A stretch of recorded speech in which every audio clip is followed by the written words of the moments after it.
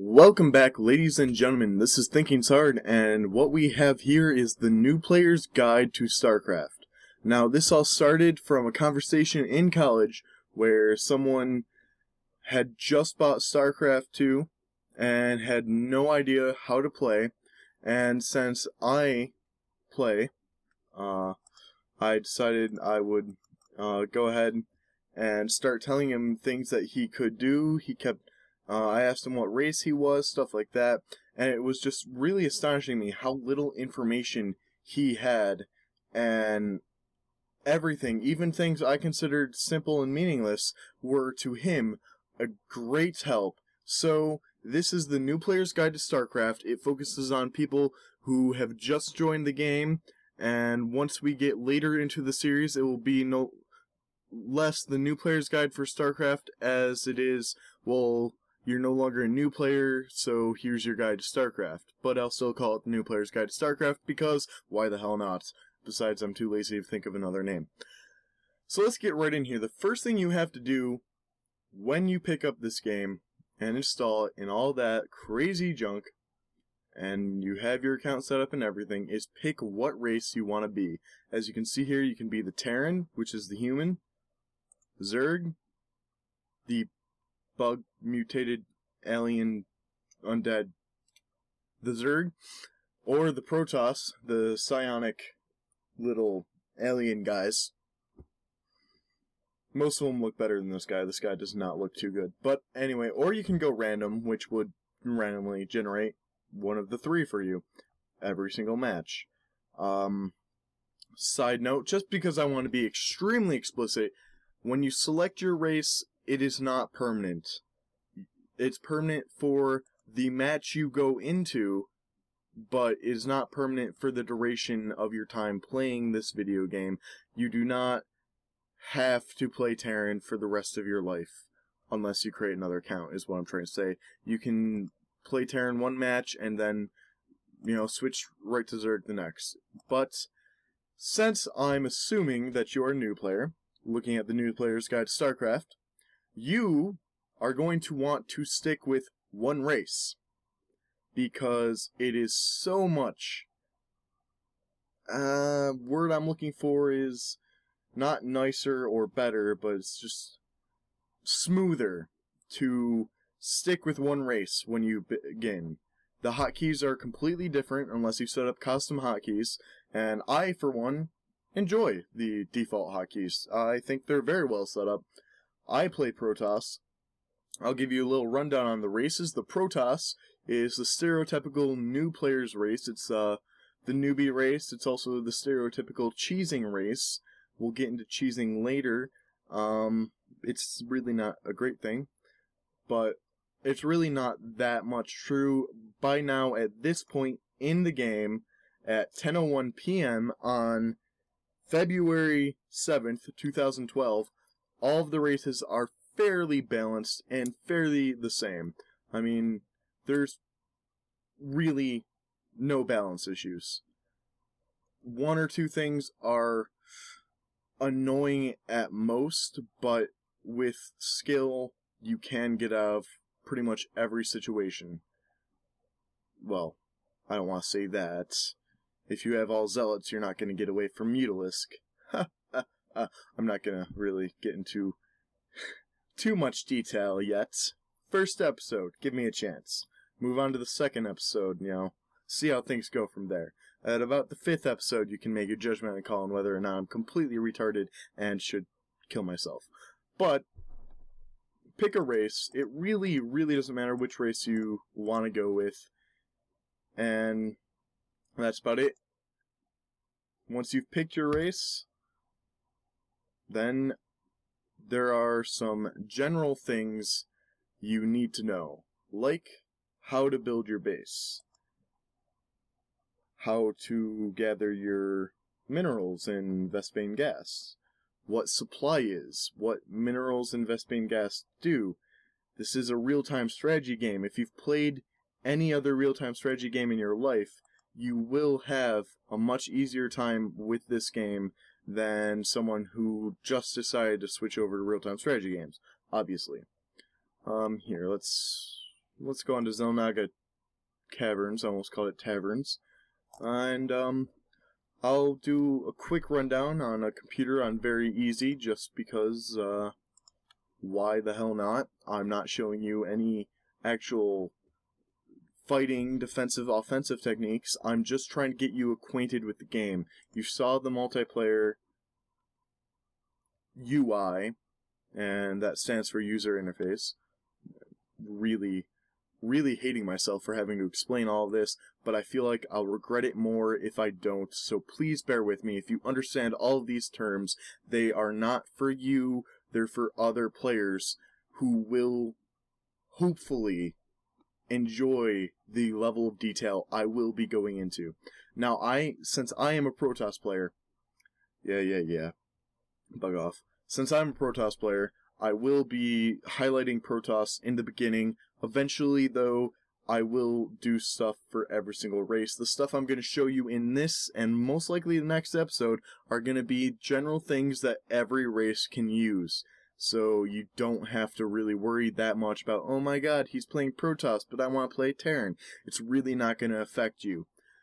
Plus, once we get further into this, and I show you, like, a standard opening, or something like that, I'll either combine all 3 races, one standard opening for each race, into one episode, or I will put up 3 episodes at once and make them, short and sweet. Protoss standard adaptable opening, Terran standard adaptable opening, stuff like that. But for now, let's just start this game and see where it leads us, see what my crazy little mind thinks to tell you people, and in the comments below, you guys who are better at this game can go ahead and let me know things I might have forgotten or that I'd like to include in future episodes. But here, as you saw, you start off with 6 workers and your basic command center type building, and you can immediately start building workers. You start off with 50 minerals off the bat and no Vespene gas, and this is your supply up here in this corner right here, and blah blah blah blah blah. Each worker costs 1 supply. Now you can get supply from various buildings. It costs 100 minerals for each race. For mine, it costs it's called a pylon for Protoss there. And so to continue building, because right about now I'm at 10 out of 10 supply, I cannot build anything else until this is done, and you'll see that in just a second. This next unit will not start building right there, but as soon as this pylon's done, it will. Alright, so this is just basically what you want to do in the beginning of a game, is you want to build up your workers. I'm talking obviously not about extremely fast harassing type games or anything like that where you would want all of those minerals in the beginning as opposed to as many workers. However, this is not the case. I'm trying to show you economic builds. I really don't agree with builds that are all-inish. All-inish builds are basically builds where if the first attack fails, you are so far behind the opponent, unless you do massive structural damage, you lose the game. And before anyone quotes on my gameplay, this is for you new players. I'm really just building things just because it makes me happy. There's no purpose to any of these structures. This here is my assimilator. It is used for my Vespene Gas, which is this little bugger right here. Vespene Gas is used for all of your upgrades and more technical units, your stronger, more powerful tier 2-ish units, your more powerful tier 1 units. A lot of things require gas. Pretty much almost everything in the game requires gas. Zealot is one of the few things that does not require gas. It's the basic standard Protoss starting unit. Basic standard. Now, that's pretty much all I want you to know. These are your minerals, Vespene Gas, and supply. Do not let yourself get supply blocked. That is terrible. A supply block is when you have too many units, and not enough pylons, supply depots, or overlords. All three of those are supply generators for each race, respectively. Now, once you are supply blocked, anything that's in the queue will consume the minerals that it costs to build it, but it will not train, which is obviously a terrible thing to have happen to you. You always want yourself to be at a generous amount of supply. Right now, do not quote anything I'm doing in this game, just what I'm saying. Look at everything I'm doing, that's fine. I'm just doing it just to have something to do while I talk. This is not an opening I would do, ever, because right now, like I said before, I'm really just building things, so I have something to do with my hands, because it is so boring. Just sit there and talk, and talk, and talk, and talk, and you get the point. So, that's it. Keep your resources low, because you do not want to be sitting on too many resources. If you're sitting on anything over 500 minerals and anything over 300 gas, you're doing it wrong.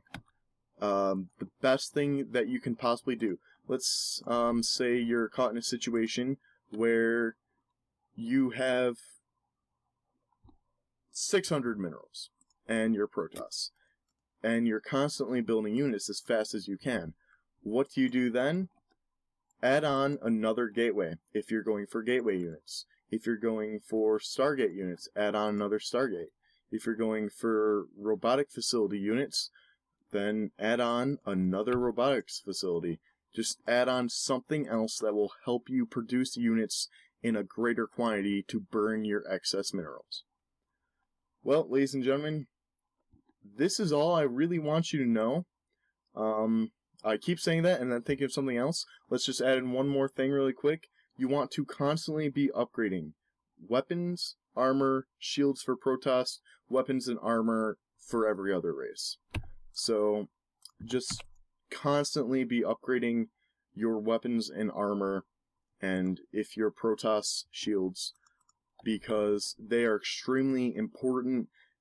An upgraded unit will easily dispatch a non-upgraded unit, and an inferior army with superior upgrades can beat the superior army because the upgrades would make them the superior army. Well, ladies and gentlemen, new players to Starcraft, I hope you enjoyed this episode. This is all I want you to know for now. I am thinking hard, and I hope you enjoyed this. I will be putting more up. They will go into greater detail, and anything you want to know, any specific scenarios or anything like that, just let me know. If you like this series, like it in the comments below, and like it and comment on it if you want. Subscribe to it if you really enjoy it. It really helps me if you like it, favorite it, and subscribe. But of course, if you absolutely hate it, you're not really interested in helping me. But that's okay. Just do whatever makes you happy, and I'm out of here.